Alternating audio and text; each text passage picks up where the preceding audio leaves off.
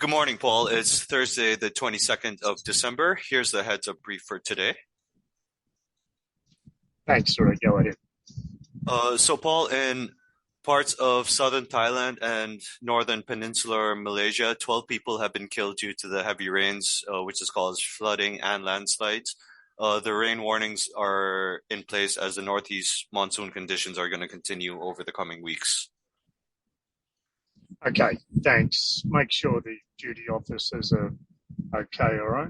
Yeah, yeah. Briefed up on it. Know that we need to monitor this closely on the weekend. Okay, some fairly big business operations down there in the southern Yes. end of the Thai peninsula. Thanks. Yes. Paul, in Indonesia, the total number of terrorists arrested since the Bandung bombing has reached 26. Their terrorists have been arrested in North Sumatra, West Sumatra, Central Java, West Java, and Riau.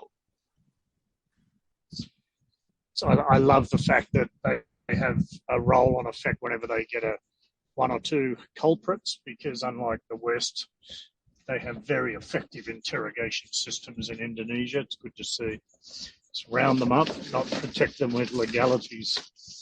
Good. Yeah. President Jokowi also announced that Indonesia would ban the export of bauxite ore from next year. Yeah, that's a really interesting one. I'd love to know what's behind that. Okay, is this because companies haven't created the smeltering capability, so that he's just put a blanket export ban on it, or is it just to protect the accessibility to it locally for whatever industry?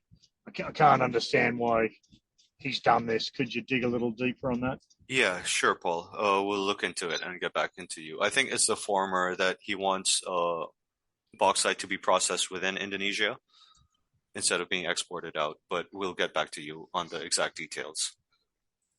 Yeah, we might need to also have a chat with Dan Bowman on that, because simply banning the export of bauxite and then assuming industry is going to develop all the associated metallurgy expertise to be able to add value and retain quality is two separate things. And there's normally a very large time lag, and Indonesia's renowned for not being very efficient when competing against more efficient countries. For example, processed bauxite in Australia is produced a lot cheaper than Indonesia. Well, it's not the labour costs there; it's the add-on costs for government officials and the speed of which they work at, and the lack of investment in technologies, the lack of investment in the right technologies, buying technologies from families, ensuring everyone gets kickbacks. So it does seem like a very naive, a popularist move, but a naive one.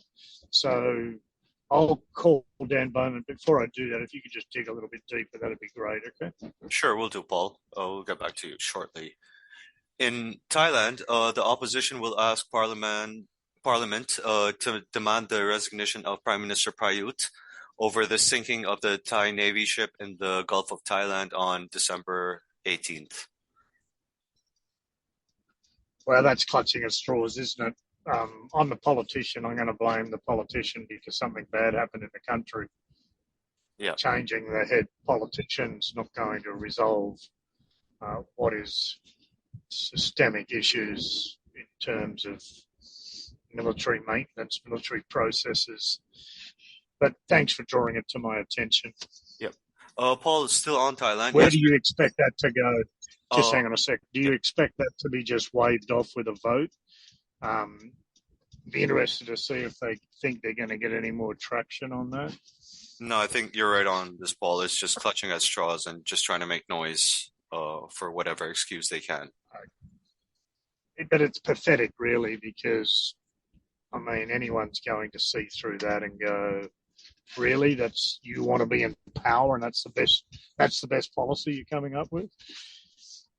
Yeah. So it's a really tragic situation, and they're trying to politicize it for their own gain. I mean, how to lose political appeal very quickly in a country that's very, right or wrong, very proud of what is a very strong and capable military, compared to most of the rest of ASEAN.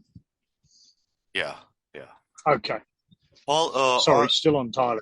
Okay, yeah, good. on the topic of Thai politics, while we're here, yesterday you had asked for an advisory on the leader of the United Thai Nation Party in relation to the recent political Yes. moves. We will be producing an Yep. assessment on the politicking in Thailand tomorrow.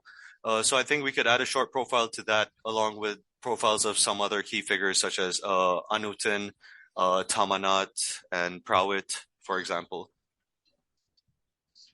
Yeah, look, I think that's a really good idea, just to put Tippapun and all those key guys into that assessment you're already doing. Thanks. That's a great idea.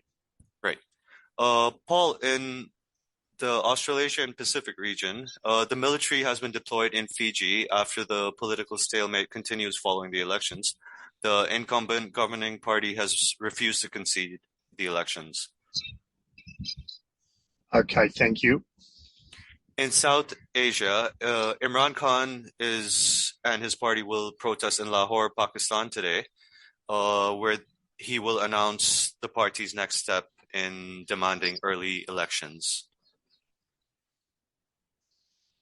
Okay, be interesting to see if he actually delivers on anything. He's Yeah, having a pretty lean patch. If it was a test match and he's bowling, the last couple of months have seen returns of about none for 500 in the scorebook for him. yeah, that's true, Paul. In another incident in Pakistan, Paul, there have been extortion threats against Shanghai Electric, a Chinese power generation company in Karachi. Okay, that's interesting. There seems to be quite a spate of anti-Chinese fervour happening in Pakistan. Whether it's just is it a new trend or a spur? I think it's probably just a spike, but let's see. Okay, I think thanks for monitoring it. Let's keep a close eye on anti-Chinese, anti-resource sector Chinese in particular. Thank you. Yeah, definitely, Paul. Paul, in India, over 1,000 security force personnel were deployed to Hubballi in Karnataka. This is over the demolition of a Muslim shrine. People have been saying that the local government has been trying to suppress Muslims, and this comes again in the backdrop of the rising polarization between Hindus and Muslims in India. Okay, and that's always a very dangerous little microcosm operating in India. So thanks. Yeah, definitely, Paul. And the general elections will be in 2024, so we could see a spike next year or a surge in these kind of communal tensions. Yeah, like we did in the last election. Yep. Yeah. Paul, in the Europe, Middle East, and Europe regions, um, in the Ukrainian president Zelensky, in his first foreign meeting since the war, he went to the United States to demand, in his words, weapons, weapons, and more weapons. The U.S. has approved $1.8 billion of support for Ukraine. This includes Patriot air defense systems and precision bombing kits. Russia, in response to Zelensky's visit, has said that there is no chance of peace. Well, look, it's clear that Zelensky has no desire to think about the livelihood or the lives of his people. I mean, he's going to go down in history as the comedian that should have stayed in comedy. The way he's being manipulated by America, clearly America want to see what Russia's capabilities like, stop the Russia-China axis rising. But the way they're going about making chunks of Europe vulnerable, the disaster and the deaths and the destruction of Ukraine as a country, the loss of life, the loss of an entire generation of males of fighting age, women being stranded as refugees abroad. I mean, this is America perhaps showing that its ability to put itself number one and to feign and drag in other partners into their own desire to move forward as a homogenic power. Obviously, how our kids will be reading about this in 20 years' time is going to be very different from the popularity of Zelensky and the hoo-ha that America's great and good and represents everything for the world. Certainly did. We would have been in a real rock and a hard place if America hadn't been a superpower, but now it seems to be putting itself so front and centre that its lack of consideration of the victims and the collateral damage being a partner of it deserves. I can't remember, one of the American presidents said that, to be America's friend is a real problem, or their enemy is a real problem, but to be a partner of theirs is a real disaster. So I fear that they're unintentionally strengthening Russia's military might by showing Russia where all its weaknesses are. And America may have actually, in history, sharpened their enemy's tools rather than worked out a way to blunt them. By the way, EMEA is Europe, Middle East, and Africa, not Yep. Europe, Middle East, and Europe. All right, good.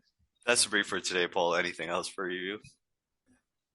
No, fantastic. Thanks. All right. Thanks, Paul.